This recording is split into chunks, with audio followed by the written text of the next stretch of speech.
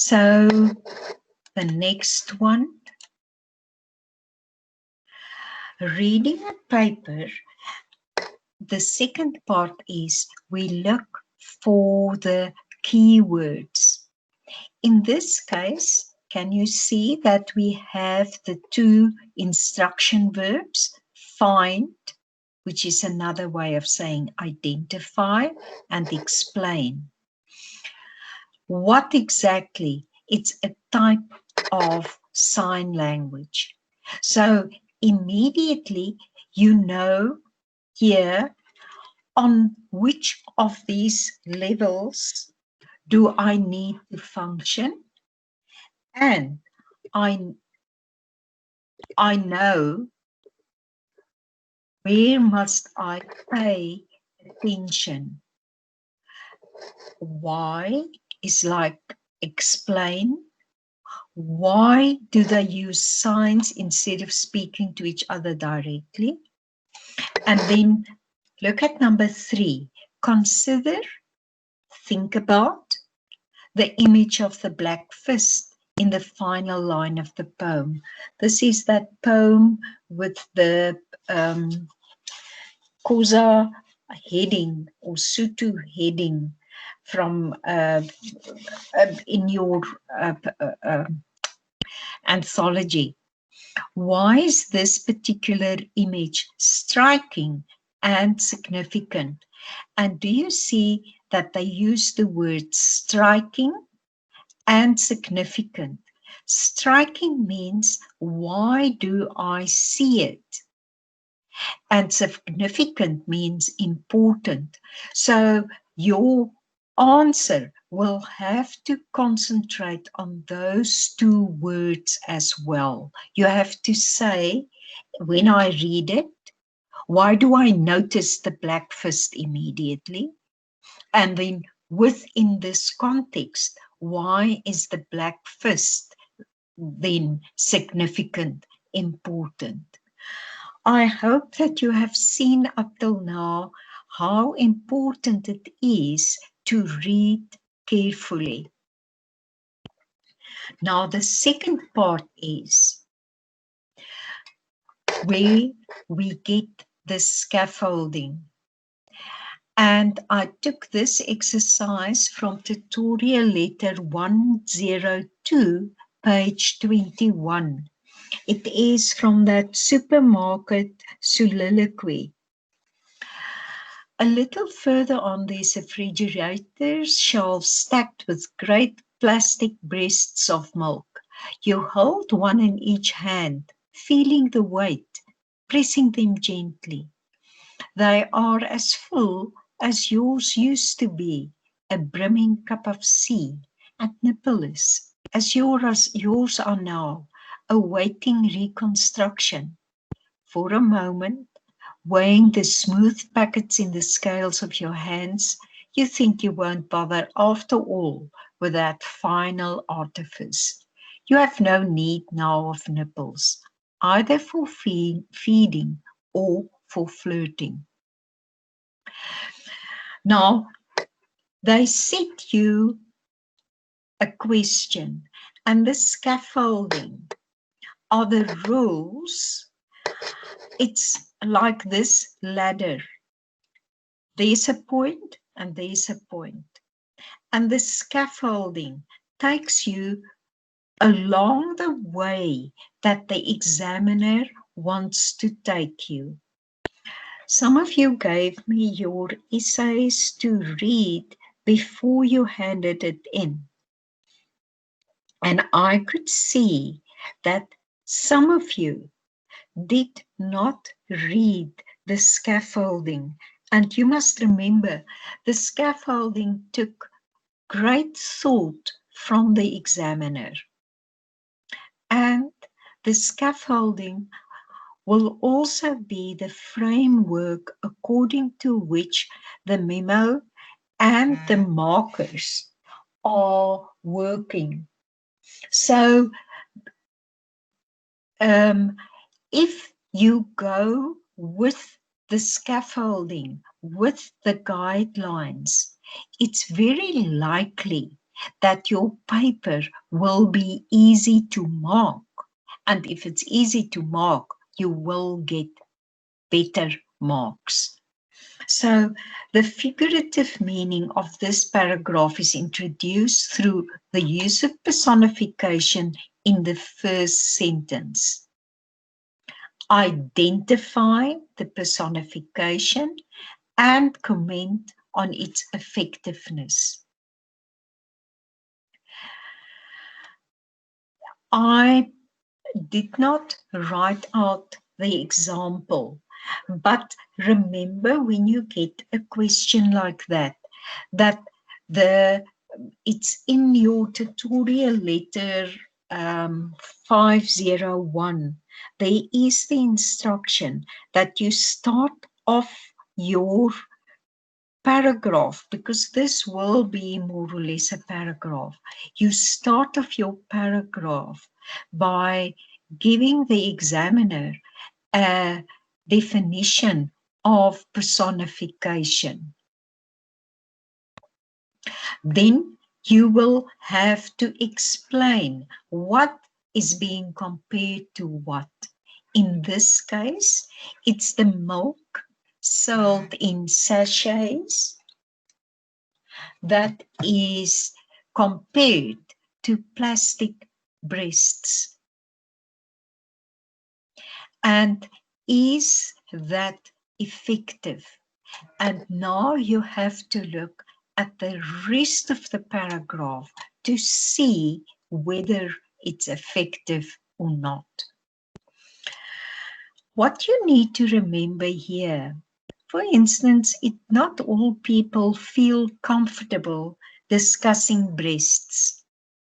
So a person like that may find this offensive. In 5101, you may say that you do not find it credible, or you find it credible, it doesn't matter. But what you do need to do is to motivate your comment on the effectiveness. You need to motivate it within the structure of the story. So it's very important that you develop the skill to say what you think and why you think it. Now we come to 3.4. Sometimes authors convey meaning through implying something rather than stating it directly. What is the narrator implying when she says, as yours are now awaiting reconstruction? Well, the implication is, and when I worked through the short stories again, this short story is actually a very rich short story, in that more or less every paragraph can be analyzed. So many writing skills can be tested in this short story. Now, when we imply something, instead of stating it directly, another word for that is also euphemism. So from nippleless onwards, she's actually telling us she's had cancer. And if we know that, this a brimming cup of sea, because cancer is also known as the big C.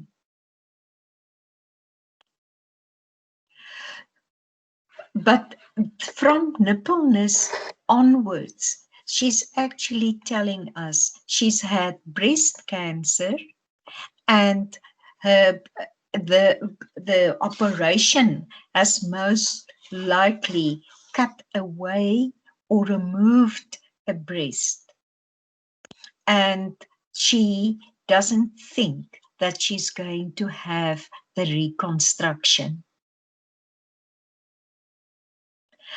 But you can actually, on this 3.4, you can actually write a very long paragraph because it is such a very dense piece of writing. What I want you to think about is, when we did the revision of the short stories, I said that the most of the articles on the internet about this short story is actually that it was a one woman show in India. In South Africa, when we read it from our South African perspective, it's obviously a white woman doing the shopping. A white middle-class woman doing the shopping. Why do you think was it such a successful one-person show in India? And here we see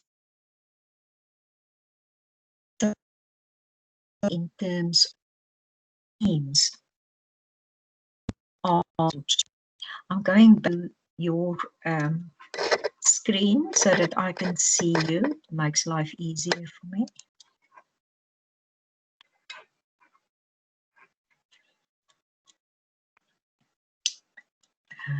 Where are the chats?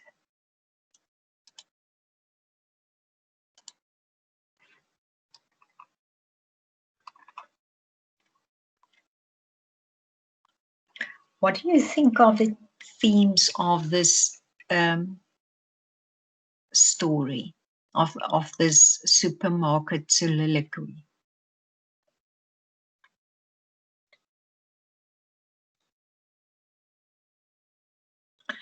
If you think of the short story,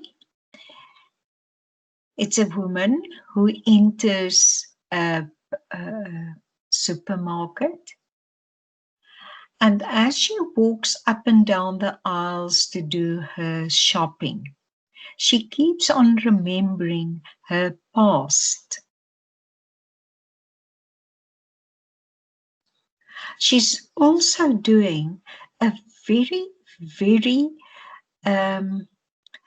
female, Melissa said, mortality, aging, and that kind of thinking back as one grow older.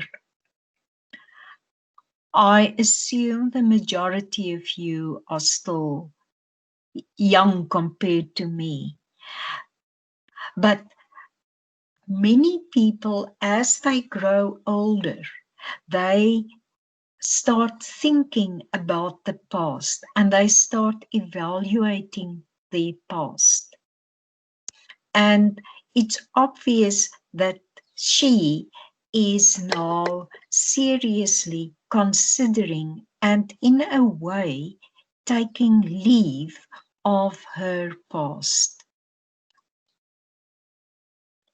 And because she had this close brush with death, with the cancer, there is this awareness.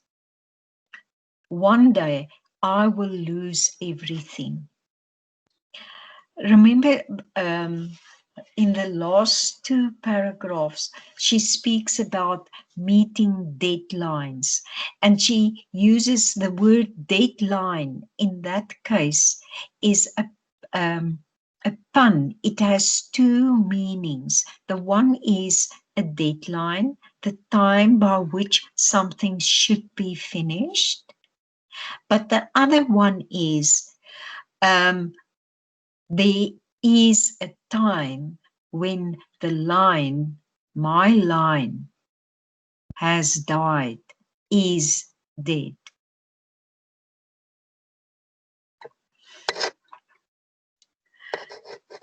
Let's go back to the screen.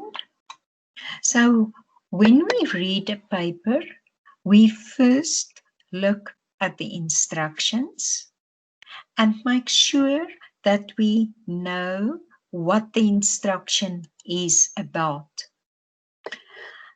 On the next level, we have a look at the keywords. What aspect do they want me to concentrate on? And then the next one is, they give me guidelines. What are those guidelines and how am I going to apply them?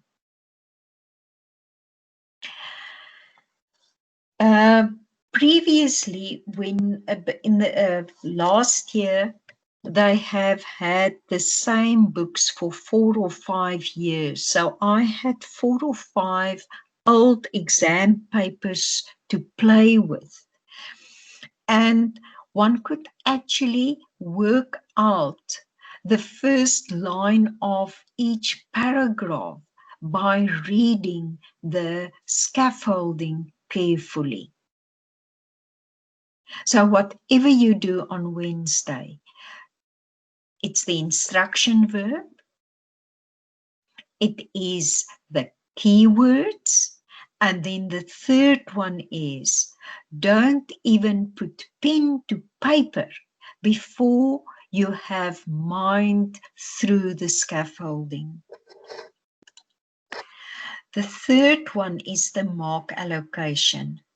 Now, I listened to the podcast on how you are going to write your exam, and apparently you are going to have quite a lot of time to make up for any possible load shedding or technical trouble, because the problem is that the servers currently are very, very slow.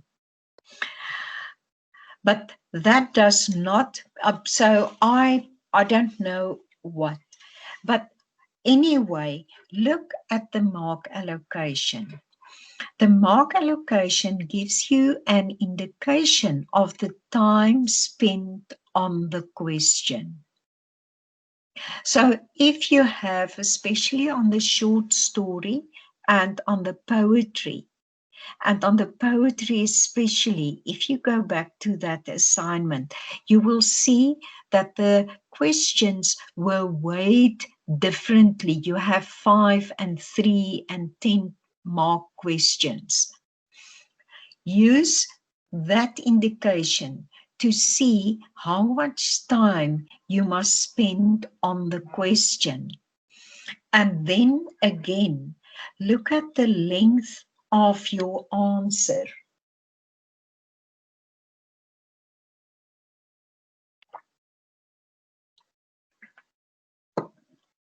By that I mean, if one question counted 3 marks and you wrote 5 lines, that to me makes sense. But if the next question counts 10 marks and you again write only 5 marks, there's a problem. In that case, you have to go back and see, how can I improve on my answer? Do I need to have more examples? Do I have to explain more? Is there a point of view that I should mention? But the mark allocation really structures the way that you answer. Now, answering the paper. Once you start writing, we pay attention to the instructions, the keywords, before we get to the draft. Ladies and gentlemen, you cannot write an answer without doing a draft. If I, after all my centuries of teaching, still write a draft before I start working out the question for you, or before I start with a lesson, then I can assure you, without a doubt, one can't say never ever, but you can't write without a draft first. And that is very important in the poetry and short stories where they ask you for paragraph answers. And we are going to speak about that carefully in a few minutes. So when you look at your instruction, you ask, what is the nature of the writing required? Remember, in this exam, they give you permission to use your tutorial letters, especially 501. They give you permission to have the text of the short story and of the novel with you.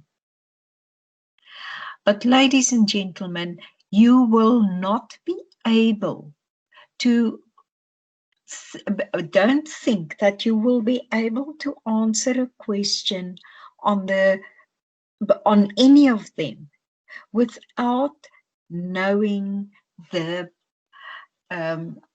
book or the short story properly.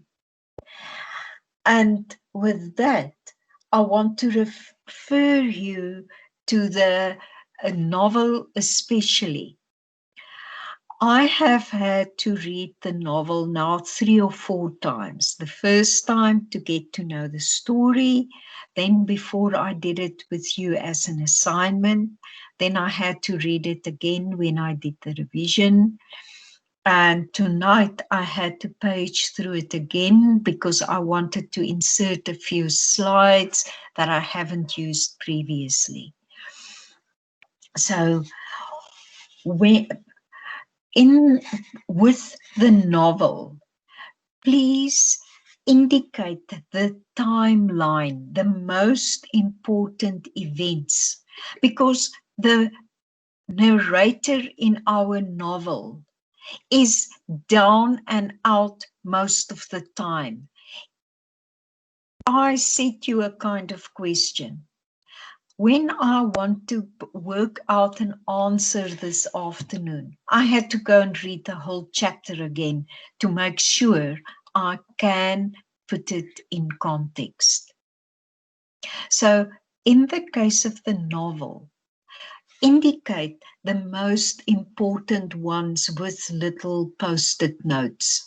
Otherwise, you are going to page through the book and not find it at all. Those of you who have e-books, find out how you can mark, because you can mark them electronically. Find out how you can mark the main events at least electronically.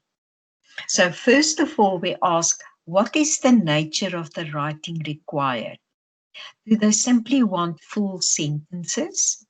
And that sometimes happens with the poetry, where they ask you a kind of technical question, like define a metaphor and identify 3 in the first stanza.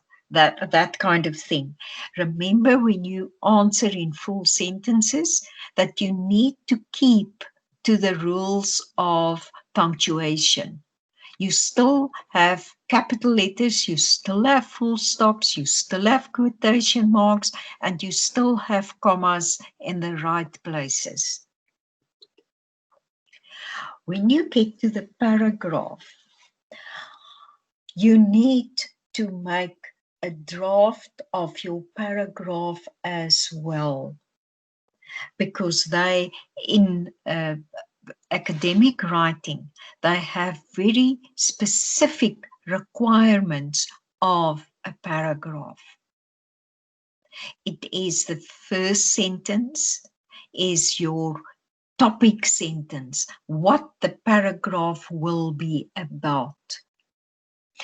Then, when you give explanations or you give examples, or however, be careful that you do not repeat the same idea 3 times. Then you have not given 3 ideas. You've simply repeated the same one 3 times. So when you have the paragraph and you make your draft, make sure that you expound an idea, that you do not repeat an idea. Look at your quotes. Every quote should supply, Ethan, I'll answer your question now. Each quote should support a fact. Therefore, you traditionally do not have your quote in a first sentence or in the last sentence of a paragraph, because every quote should introduce a new idea. And if it is like this, if we go back to the let's take that one, I will not apologize, where the girl is so angry with her grandmother. At the beginning, she's irritated and upset because she has to stay home and look after her grandmother. Then we have progression. The irritation gets worse when her grandmother calls her down and starts with this horrible story about her mother. And then that irritation turns into full-blown anger. So if you want to use, in this case, there's progression, then your sentence structure must indicate that you are not repeating that she doesn't like her grandmother. You are actually showing the deterioration in the conflict between her and the grandmother. There was a question from that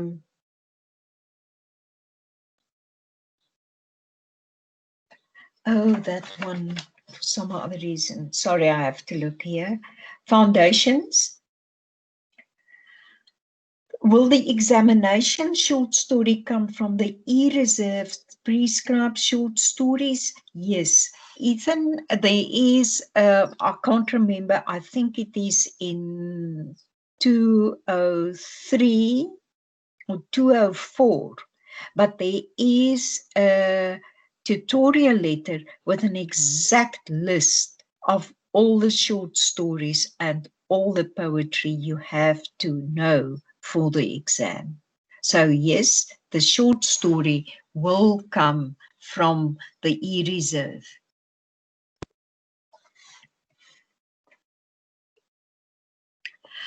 Then, if you, what is the nature of the writing required?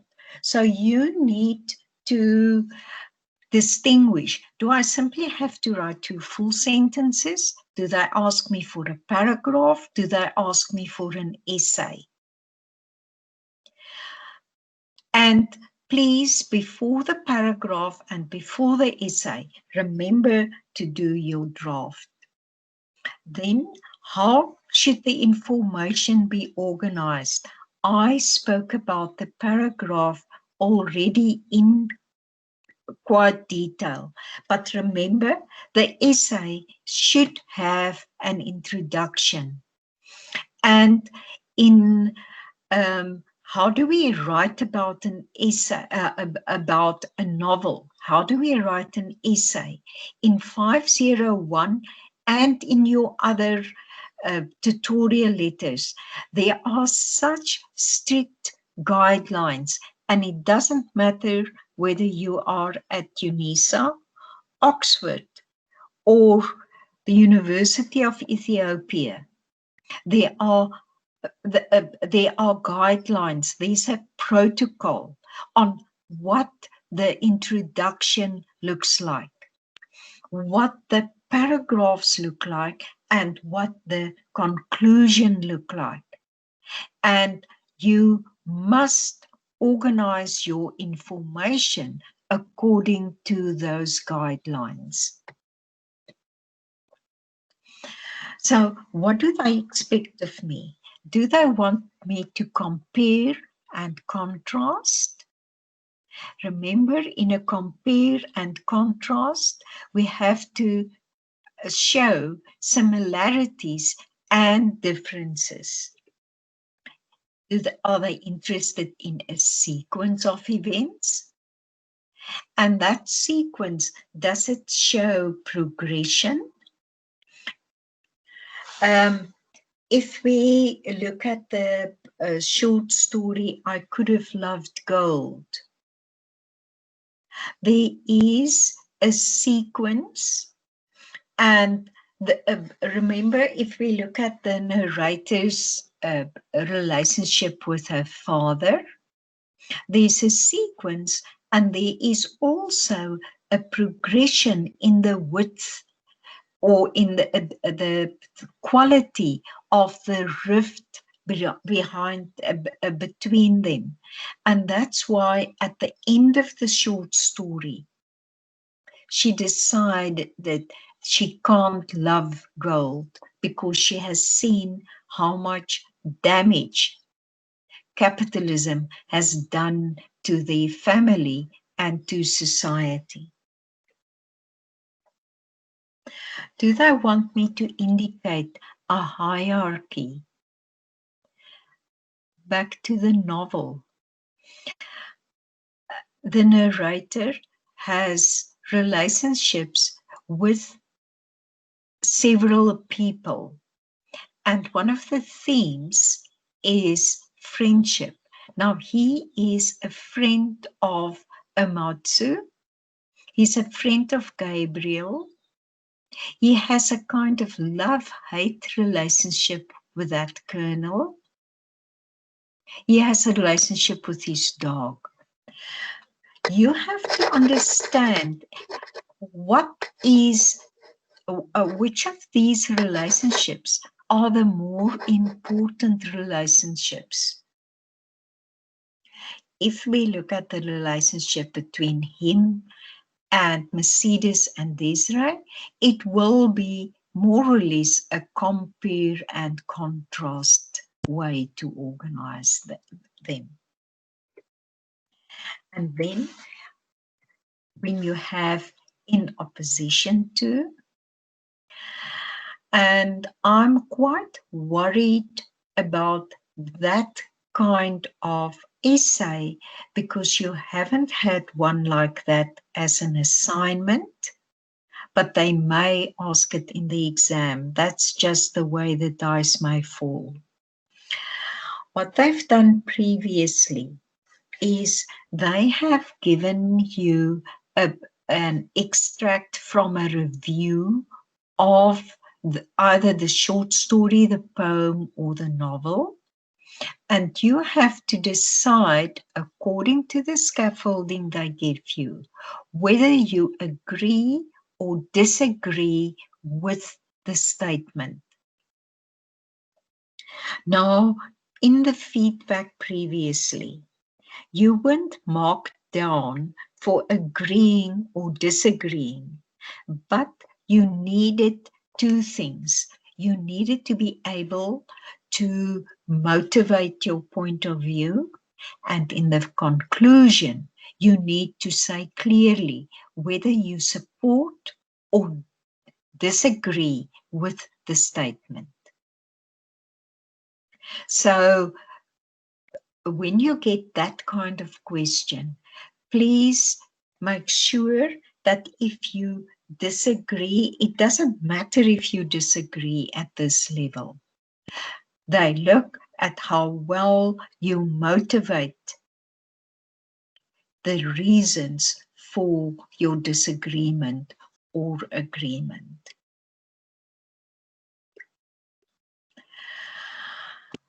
Then, when we start with the scaffolding and the keywords, what are the guidelines?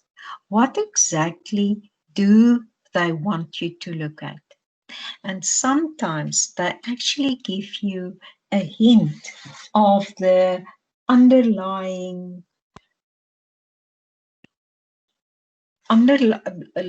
questions that they want you to know. So what is and then your answer will be the relationship between the instruction to discuss or explain, the keywords, and the guidelines. Now I want to go with you through the draft. Set yourself a time limit for the draft. Do not write out what you're going to say. Use the keywords of your argument and your main ideas. And when you've put out your main ideas, ask yourself, are the keywords present in my main idea? And that applies to that first sentence of your paragraph. Are the keywords present, or is one of the keywords present in your first line? With your draft, you can organize with a different color pen. Go back and look at the instruction. What exactly do they want you to do? Because it sounds the same, but think about the difference between mention, discuss, and explain. Present an argument. What does the instruction require?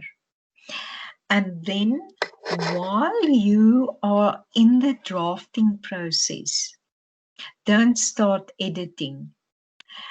I wish I can keep to that rule, but because I work with words, I often see when I've made a spelling error or a grammatical error in my draft, and then I start correcting that. And then immediately I lose the gist of my argument. So don't edit during the drafting process. You're going to draw a line through it anyway, so it doesn't matter.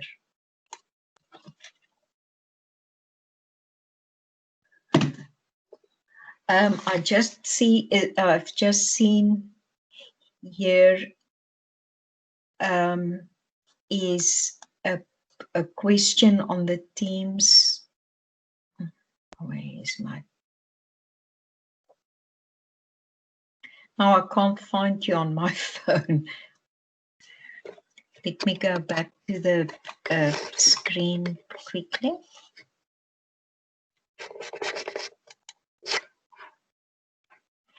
The exam is going to be structured as follows. Thank you. Where did you get this information? Was there a new? Okay, so they're going to give you a poem, they're going to give you short stories, and they're going to ask you about the novel. Oh, is the exam going to be structured? So this is a question. Hundra, you must please pose this question to your e-tutor, because I checked the tutorials up till Friday evening, and up till then I couldn't find the answer to this.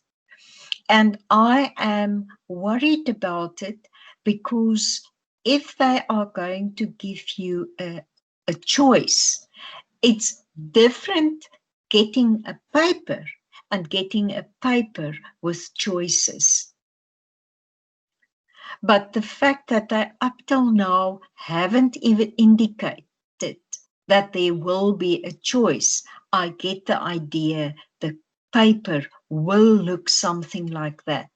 But if you are not sure, you must please ask your e-tutor tonight, and they must be able to answer you by tomorrow.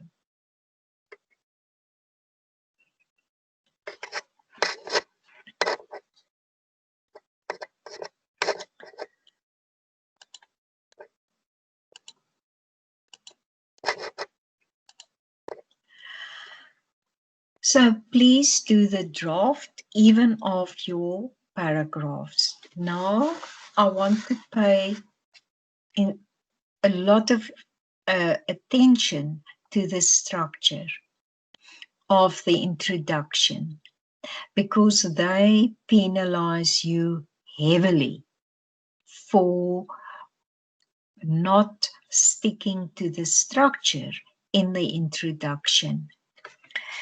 In the introduction, you have the name and surname of the author. Afterwards, you use the surname only. You must have the name of the text and 2 or 3 lines what the text is about.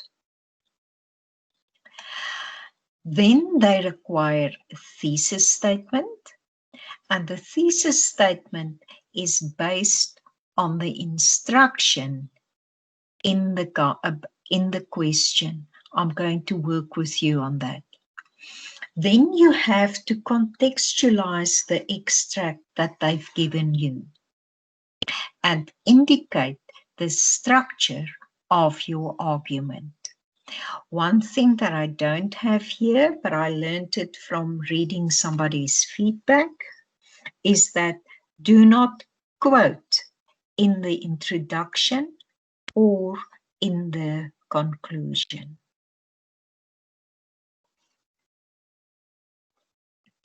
So do you see, these are the strict rules and guidelines for an introduction.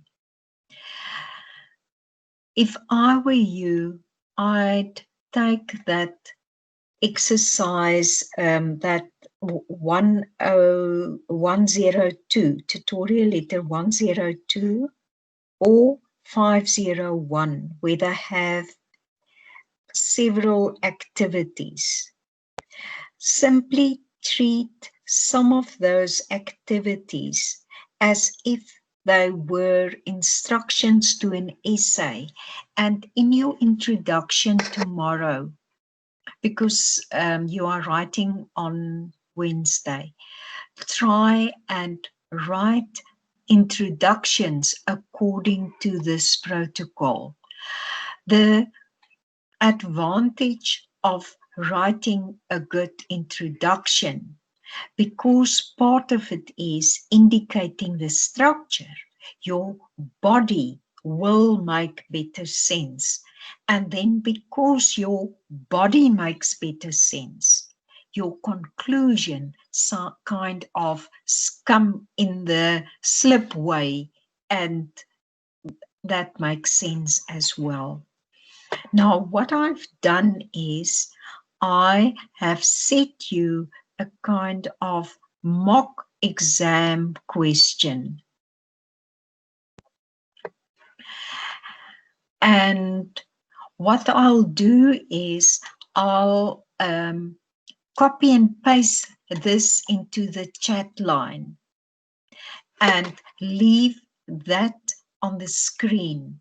And then I am going to give you about 10 minutes in which I want you to work on your own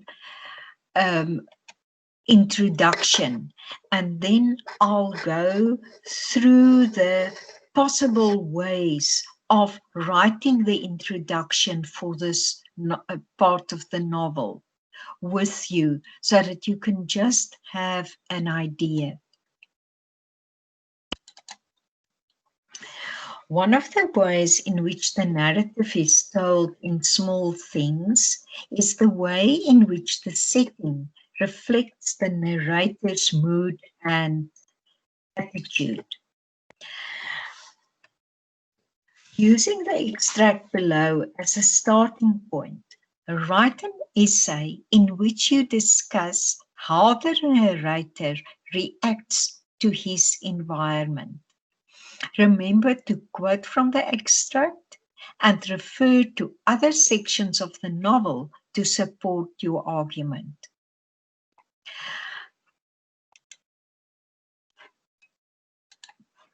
Now, what I want you to see is there we have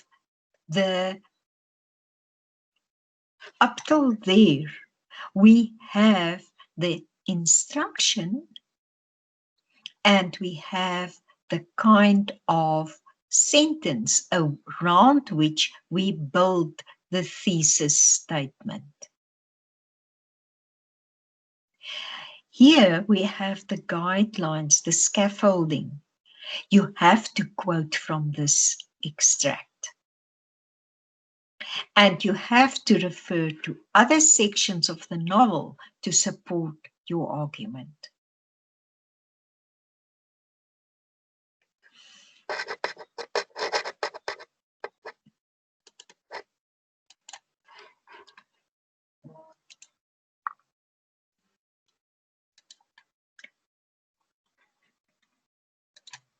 So there it is for you to read, and you can scroll through it to see it.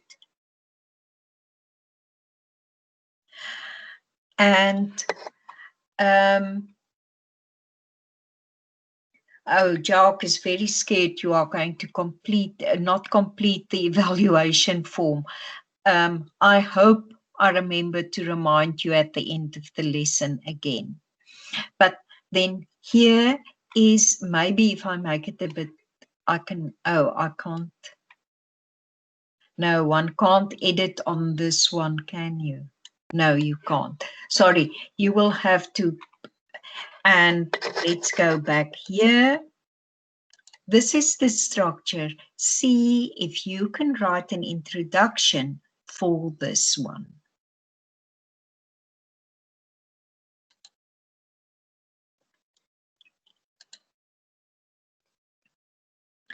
And it's now 1830, close to 1840. I am going to interrupt you, and you can work either in the chat line or you can work on your own. But this is the most important part of the whole lecture. How to write the introduction. It's very, very important.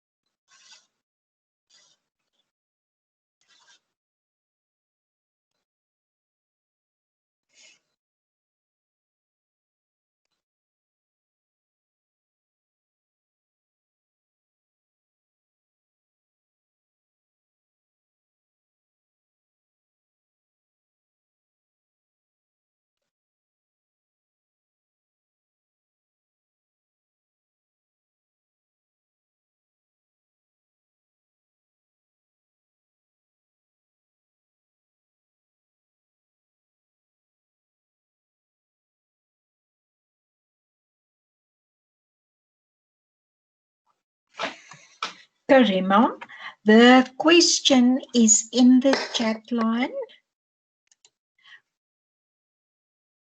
That's the question, but I posted it in the chat lines, so you can just scroll through the chat and see, but this is the question if you quickly want to have a look at it again.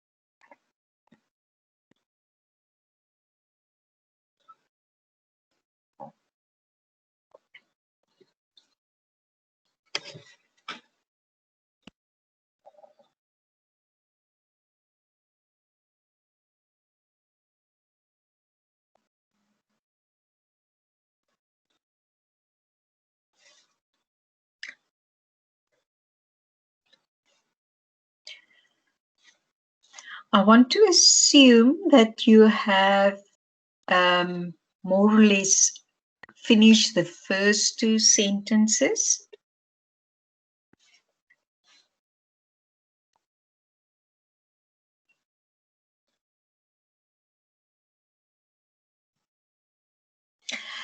I love your first sentence, Rifkwa.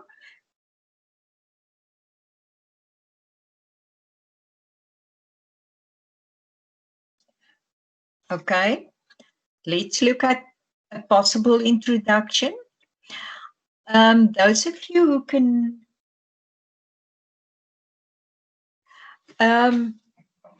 The first one is name and surname of author and the outline of the text. So in the first one, this is, and remember, don't miss something like, because you are going to work on your computers, the majority of you. Those of you are going to write and scan it in, you have to underline small things. Those of you are going to work on laptops or computers or your cell phone, remember, small things in that case must be in italics. In the anonymous, I think those of you who, let's go to the chat.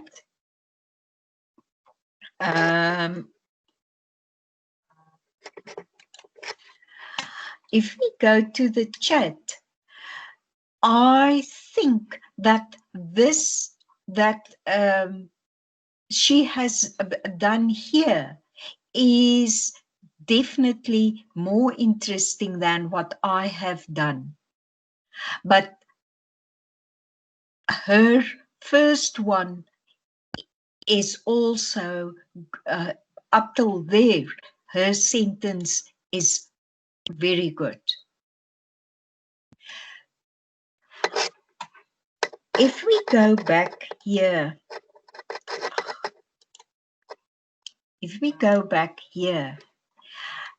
it is, and then 2-3 lines what the text is about. And in this case, it is the novel.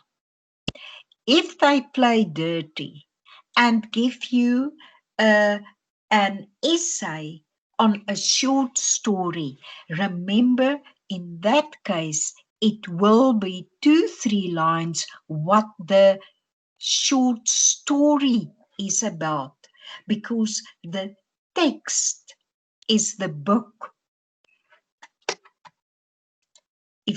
This is the extract. Rivka, I hope that cleared that one up for you. So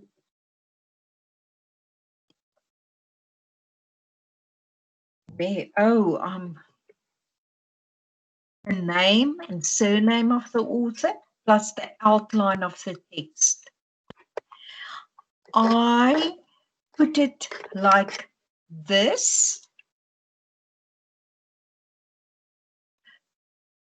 My outline of the text. I think that if I had more time, I would have tried to incorporate the themes of country in transition and the different ways of loving a woman. I think I would have tried, but I couldn't really get it in. And then I decided this is still better than nothing. But do you see, we start off with the name and surname of the author plus an outline of the text. Ladies and gentlemen, do not copy this, because they are going to put your essays through Turnitin, and that will immediately pick up. If I think at the time there were about 13, 14 of you in the class. If you guys all have the first lines the same, it's going to be picked up as plagiarism and you will fail.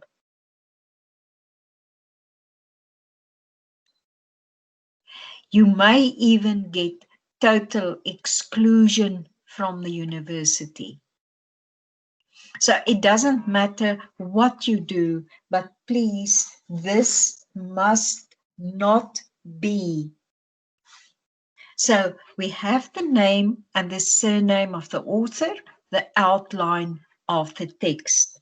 Our next must be the thesis statement. If we go back to my question, the thesis statement will be based on that. As you progress, you will get all kinds of advice. And if you end up with me when you do your postgraduate studies, we will speak about the thesis statement from a different point of view. But currently, what you must know, a thesis statement is a statement with which people can agree or disagree.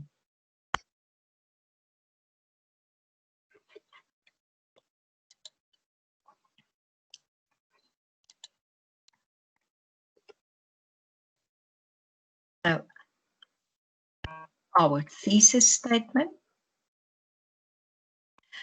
The narrator is deeply conscious of his surroundings. Therefore, the setting often reflects his mood and attitude, and you can either agree or disagree with it. And there should have been a full stop.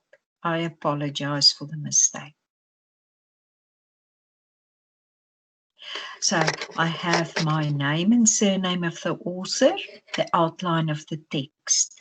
Then I have my thesis statement.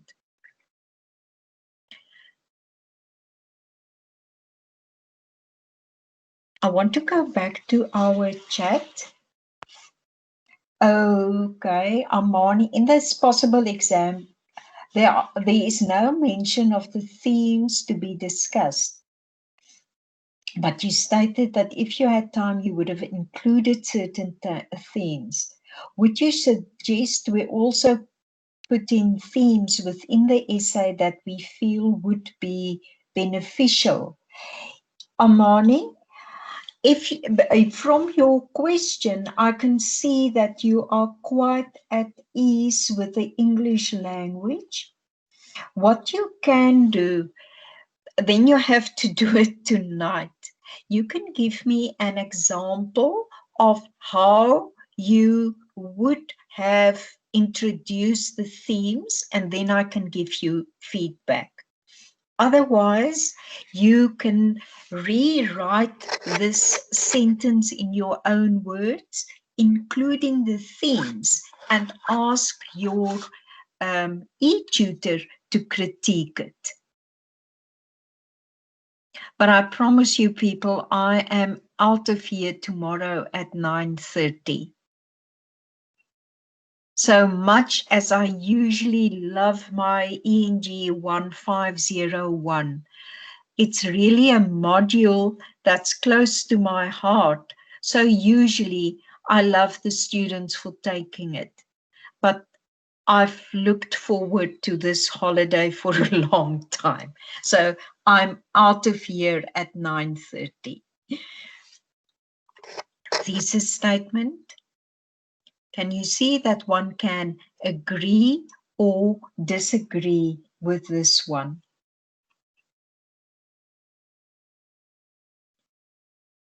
Now, contextualize the extract. And here, I want to ask you, how many of you could contextualize the extract without consulting your books?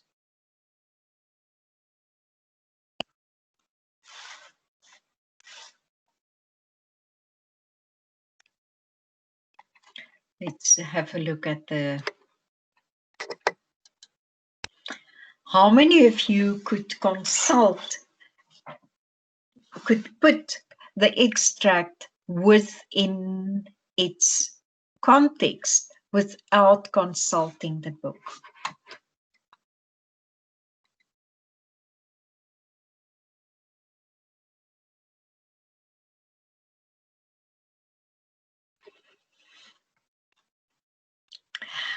I want I want this to illustrate to you. Karima, I'm very proud of you because I set the question and I had to make sure. um,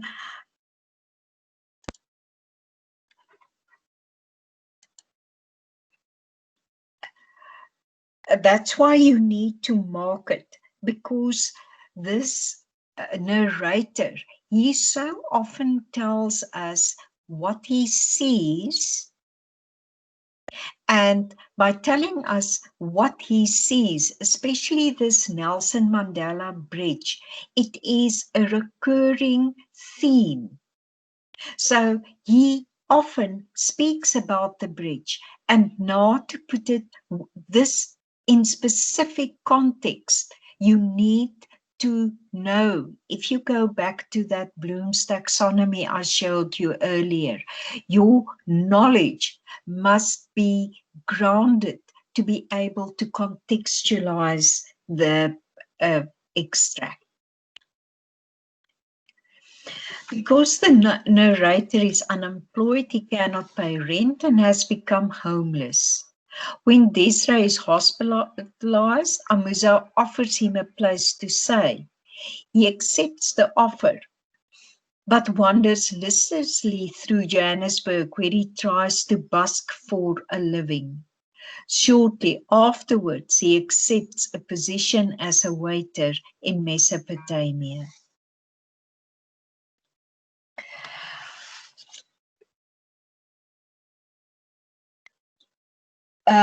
Melissa asks quite an important question. There are so many settings in the novel. Sophia Town Prison, Mercedes' apartment, Amatsu's apartment, Cafe Mesopotamia, the bridge, the end, the setting that affect the narrator's mood and attitude. How does one narrow it down? You will have to look at the instruction. If they give you 5 paragraphs, which they sometimes do, you need to decide on an introduction, a conclusion, and then you have 3 paragraphs left. So what I would do is, in my kind of draft, I would decide which of these are most important to me. Which ones can I best present to validate my opinion? And then I would settle for those 3.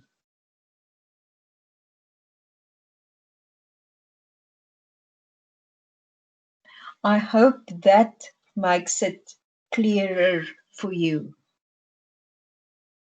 So we contextualize the extract, and then the next one is we indicate a structure. And what I like about this indicating the structure, it forces you in the introduction to think, what am I going to do? And instinctively, you choose a verb here, and that verb will appear in your conclusion. To determine whether the setting reflects the narrator's attitude and mood, the focus will be on his description of Johannesburg and Sophia Town.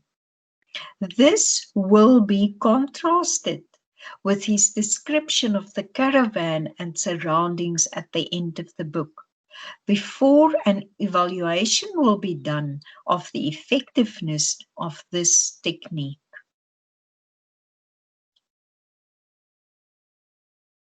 And do you see that when you look at that sentence, you see exactly what I am going to do? because that description of Johannesburg includes the Mandela Bridge that we have in the extract.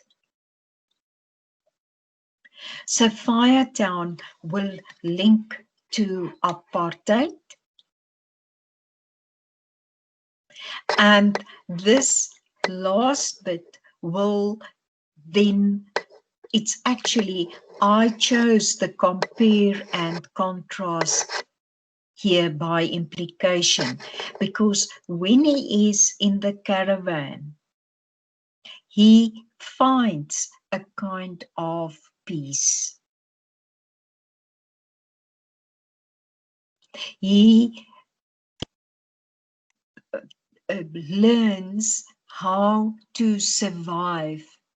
In Johannesburg, he merely existed, but if we read that final chapter carefully, we see that even though he is still has external conflict with his environment, but when he had that beautiful scene where he plays the trumpet for no one, merely for himself, we find that his internal conflict has been resolved.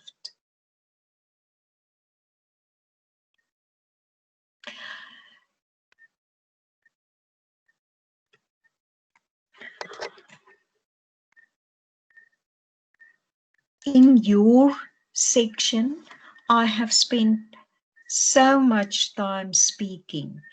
Are there any specific questions that you want to ask now? I will give you permission to unmute if you want to ask now, and you must the introduction be contained in one paragraph? Yes. I broke it up like that because I want to link it specifically to what I am doing at the moment. When Mr. or Mrs. Hoon, you can speak up, you can unmute. It's Mr. Hunda Mr. Crosby. Crosby? Yes. Thank you for this, first of all. My question is regarding the novel. Mm. Is there a chance that we might be asked? I know you don't know the scope, but I'm just asking for reference purposes because it's also in the short stories and poems. But are we going to be asked, or do we have to know how to identify conflict, climax, and resolution for Yes. small things? So that does that apply to all, like the novel, short stories, and the poem? You don't have like the conflict, plot, conflict resolution, all those things are more part of a narrative. And you don't have that many narrative poems. Okay, So, and as far as the novel is concerned, do we have to? Because I see there's a lot of conflict. Um, I'm not sure about the when it comes to, but actually there is. There might be. yes, I'm not 100% sure, but I feel yes, like the novel has a climax, conflict, and a resolution. So I just wanted to yes, check if we have to. yes, yes. You need to be able to identify it, and if you can go back through the recordings, I had a specific lecture on the climax and the plot line and so on. So I would advise you to have a look at that, because we definitely have a climax and then a resolution. Okay, thank you. And one more is on characterization. I've Yes, just been go- I've just been going through study unit 3, and it talks a lot about characterization, and they give reference to I would, if I could love gold, I would. I'm not sure if I'm saying that. They give reference to I could have loved gold, and I will not apologize. They give two examples of how you can do characterization on the characters, Mm. and so that my question on that is, should we also be able to do characterization on the novel, and also on that particular topic regarding the novel, are we expected to know how to identify if it's from first person narration or second or third? Yes, you definitely have to be able to identify the narrator, and then how the narrator uh, um, present presents it, him or herself, and also how credible the narrator is. Because if you look at small things, the narrator presents himself as a victim of apartheid. He's angry with there's a lot of internal conflict about what happened to him, but he sees himself as a victim because now that we have the democratic uh, uh, uh, government, he still doesn't have a job. So he sees himself as a victim of life. He can't make sense of what's going on. But if you look at his actions, both Desiree, Mercedes, and Gabriel tell him that he's too passive. He doesn't take the actions to help himself. So he is like most first person narrators, not always reliable. Does that make sense to you? Yes, it makes sense because in the first person narration, it says there might also be a point of bias based on the narrator because we are getting the story based on their um, from their perspective, so to speak. So we only understand the story based on how they relay the info, as opposed to if the story was narrated by a third person or second person. Yes, no, definitely.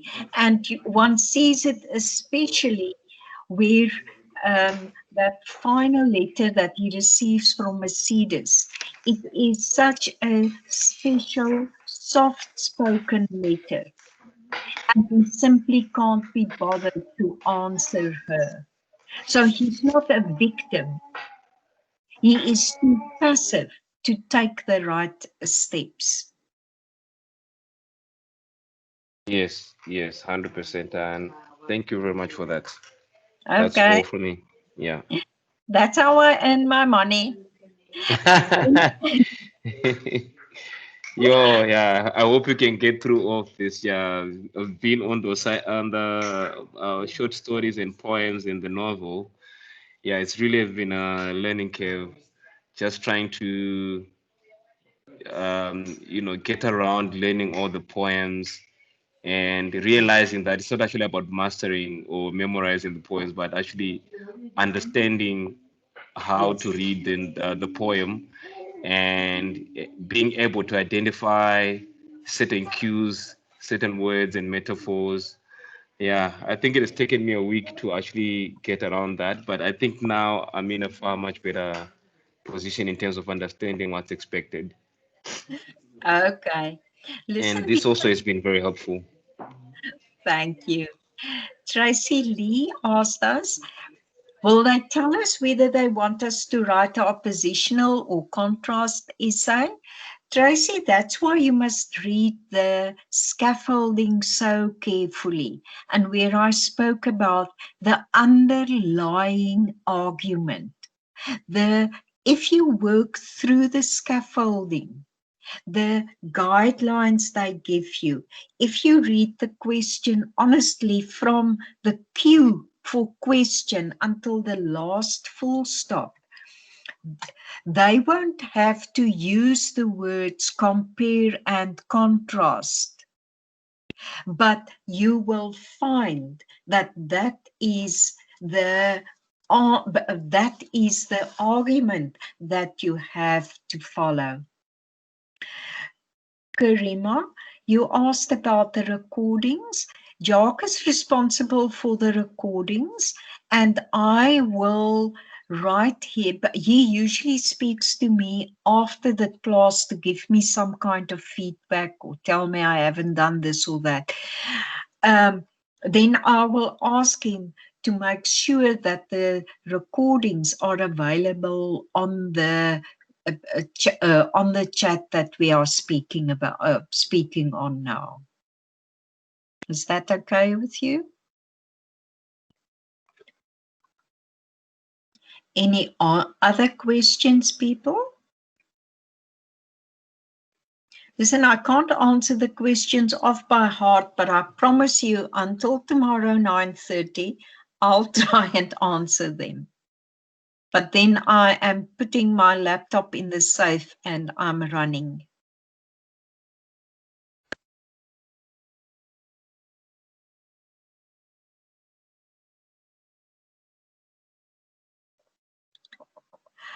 Remember with the poetry, what you also can do is take any exercise, poem, short story that you've liked or enjoyed. Go back to the activities based on that one. And don't look at the answers that they have presented to you, because we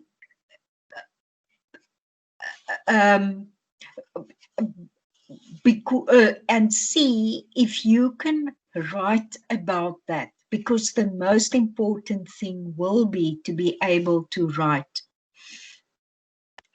The recordings are usually available, and they should be, when we go to the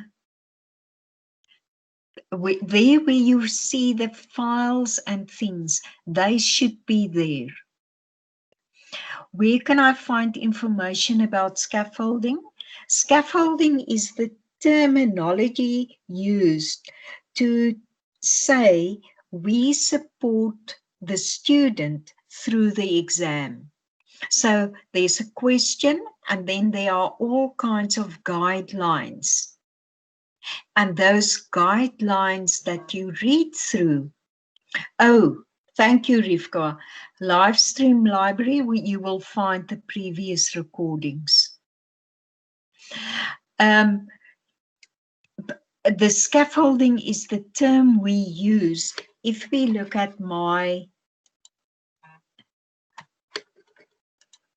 here is the possible exam question, and can you see, except for using that sentence, that sentence is my instruction, but all the other things are part of the scaffolding.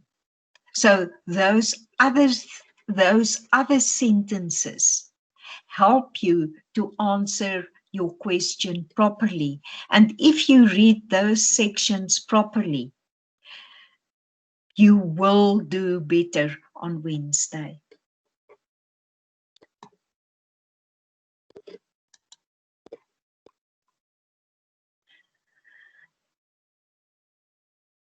Oops, somebody is speaking in a language I don't know. Okay, are there any other questions that I can help you with? As you can hear, my telephone's on Teams, and there it works more or less like WhatsApp. So till tonight about 10 o'clock, and tomorrow morning after 7 till 9:30. You have a grandmother looking after you. But after that, you go off and you pester the e-tutor. I think that's a reasonable deal to make. I will appreciate it if you let me know something about the paper in the chat line, because it's the first time I had to work through these specific texts, and I thought they were a big improvement on the previous texts. And it will be very interesting to see how you respond and how you answer them. I think the texts were the short stories, the poems, and the novel were far more accessible than the previous ones. Now, ladies and gentlemen, I bid you good night, and I hope that on Wednesday, all of you have a very, very good day. Good night.